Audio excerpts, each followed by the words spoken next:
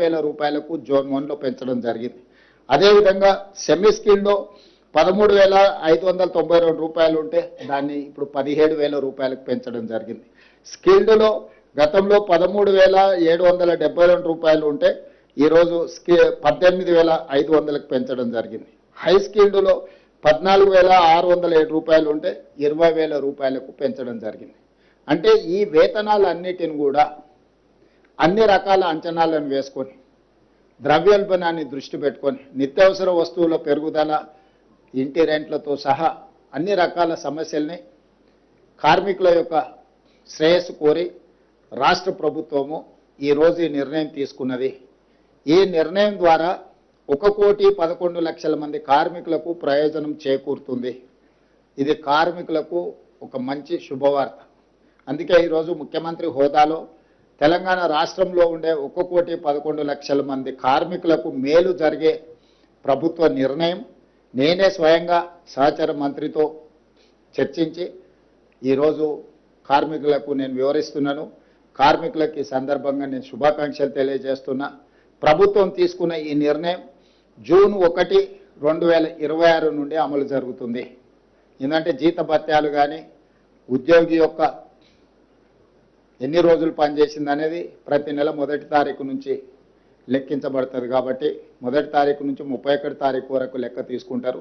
అందుకే జూన్ 1, 2026 సంవత్సరం నుంచి ఈ ప్రభుత్వం తీసుకున్న నిర్ణయాన్ని అమలు చేయాలని ఈరోజు రాష్ట్ర ప్రభుత్వం నిర్ణయం తీసుకున్నది.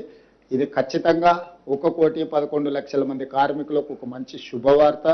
ఈ సందర్భంగా కార్మికులందరికీ తెలంగాణ రాష్ట్ర ప్రభుత్వం తరఫున శుభాకాంక్షలు తెలియజేస్తున్నా.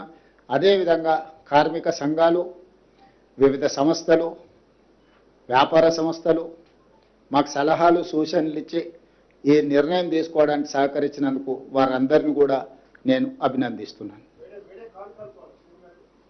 ఖచ్చితంగా మేడేగా తెలంగాణ రాష్ట్రం వచ్చిన తర్వాత మొట్టమొదటిసారి తీసుకున్న నిర్ణయం. రాష్ట్రం వచ్చిన తర్వాత కార్మికుల ప్రయోజనం కోసము గత ప్రభుత్వం ఎలాంటి నిర్ణయం తీసుకోలేదు. మేము వచ్చిన తర్వాత మంత్రివర్గ ఉపసంఘాన్ని ఏర్పాటు చేసి అందరితో చర్చించి మే 1 తారీఖు నాడే వీటి అన్నిటిని ప్రకటిద్దామనుకున్నాం. ఇంకా కొంతమంది సూచనలు, సలహాలు ఉండడంతో వాళ్ళందరినీ కూడా పరిగణలోకి తీసుకొని జూన్ 1 నుంచి ఈరోజు మనం అమలు చేస్తున్నాం. కాబట్టి ఇది ప్రభుత్వం తన బాధ్యతను గతంలో వదిలేయడం వల్ల గత ప్రభుత్వం ఈరోజు ఈ ప్రభుత్వం ఆ కార్మికులను దృష్టిలో పెట్టుకొని పెట్టుబడులు పెట్టే పరిశ్రమల యజమానులను కూడా పరిగణలోకి తీసుకొని ఇద్దరికీ ఉభయతారకం ఇరువైపులా ఉపయోగపడే విధంగా చట్టాన్ని, నియమాలను ఒక క్రమ పద్ధతిలో అమలు చేయాలని ప్రభుత్వం ముందుకు వచ్చి ఈ నిర్ణయం తీసుకున్నది.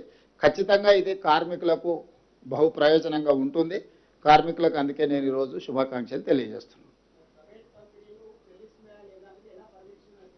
ఖచ్చితంగా లేబర్ డిపార్ట్మెంట్ ఉంది, మనకు పెద్ద ఆర్గనైజేషనే ఉంది. ఎవరు ఫిర్యాదు వచ్చినా లేబర్ కమిషనర్ దగ్గర కానీ లేకపోతే జిల్లాల వ్యవస్థ ఉన్నది. గతంలో ఏ వ్యవస్థ ఉన్నదో దాన్ని ఇంకా బలోపేతం చేసి కార్మిక నాయకుడు అంటేనే వెంకటస్వామి గారు, అది సింగరేణి కావచ్చు ఎక్కడైనా కూడా. సో ఈరోజు వారి వారసుడుగా కార్మికుల పట్ల సంపూర్ణమైన అవగాహన ఉన్న వ్యక్తి ఈరోజు మంత్రిగా ఉండడం అనేది కార్మికుల యొక్క అదృష్టం.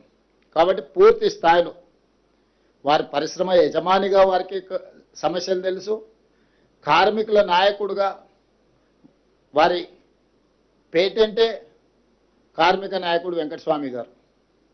వారి వారసుడిగా ఈరోజు వివేక్ వెంకటస్వామి గారు ఆ శాఖను నిర్వహిస్తున్నాడు. పూర్తి బాధ్యతతో తను వీటన్నిటిని పరిగణలోకి తీసుకొని వాళ్ళ వెల్ఫేర్ కోసం చాలా మంచి నిర్ణయం తీసుకున్నాడు. అనుభవం కలిగిన మంత్రి ఉన్నాడు కాబట్టి కార్మికులకు కూడా ప్రయోజనం చేకూరింది. డెఫినెట్గా ఏ సమస్యలున్నా పరిష్కరించడానికి సంపూర్ణంగా రాష్ట్ర ప్రభుత్వం ప్రయత్నం చేస్తుంది.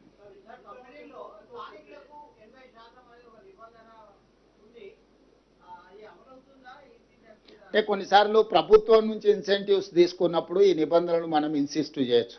నువ్వే సొంతంగా పెట్టుబడి పెట్టి నువ్వు సొంతంగా వ్యాపారం చేసినప్పుడు ఈ నిబంధనలు మనము వాళ్ళ మీద పెట్టాలి అంటే కొన్ని సమస్యలు వస్తాయి. ఇవి ఇంకా కొంచెం ఎలాబొరేట్గా చర్చ జరగాల్సిన అవసరం ఉంది. ఎవరైతే ఇక్కడ భూమియో లేకపోతే ట్యాక్సెసో లేకపోతే పన్నుల చెల్లింపు విధానంలో ఇతర విధానాలలో ఏమన్నా ప్రభుత్వం నుంచి లబ్ధి పొందితే వాళ్ళ పట్ల మనం ప్రభుత్వం ఏమైనా కొన్ని నిబంధనలు పెట్టడానికి అవకాశం ఉంది. సొంతంగా వాళ్ళ నిధులతోని వాళ్ళ ఆలోచనతోటి వాళ్ళు పరిశ్రమ పెట్టుకున్నప్పుడు కొన్ని నిబంధనలు పెట్టుబడులను ఆకర్షించడానికి ఇబ్బందిగా మారే అవకాశం ఉంది. దీన్ని ఇంకా కొంత విస్తృతంగా చర్చ చేయాల్సిన అవసరం ఉంది. ఏదేమైనా తెలంగాణ యువకులకు మొదటి ప్రాధాన్యత ఇవ్వాలని చెప్పి అనుమతులు ఇచ్చేటప్పుడే పరిశ్రమ యజమానులకు మేము చెప్తున్నాం. ఎందుకంటే మన దగ్గర అన్స్కిల్డ్ కానీ, సెమీ స్కిల్డ్ కానీ, స్కిల్డ్ కానీ, హై స్కిల్డ్ కానీ మన దగ్గర ఉన్నంత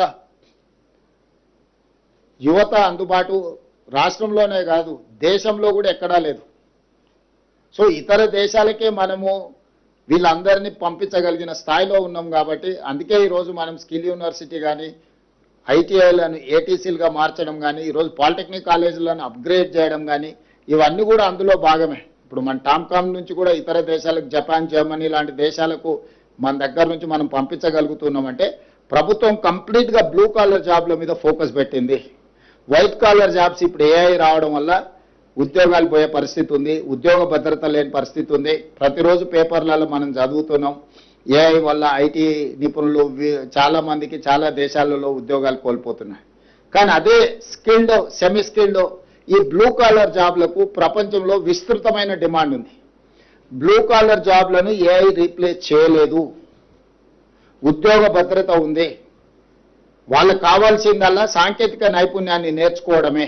అందుకే ఈరోజు ఏటీసీలలో జాయిన్ అయితే పర్ మంత్ 2000 రూపీస్ మనం స్టైఫండ్ ఇస్తామని చెప్పినాం. భవిష్యత్తులో స్కిల్ యూనివర్సిటీలో కానీ పాలిటెక్నిక్ కాలేజీలో చదువుకునే వాళ్ళని కూడా ప్రోత్సహించడానికి ఒక మంచి ఆలోచన చేయాలని ప్రభుత్వం అనుకున్నది. ఇంతకుముందే అధికారులకు, మంత్రి గారికి కూడా నేను సూచన చేయడం జరిగింది. తొందరలోనే ఒక మంచి ప్రతిపాదనతో ముందుకు వస్తాం.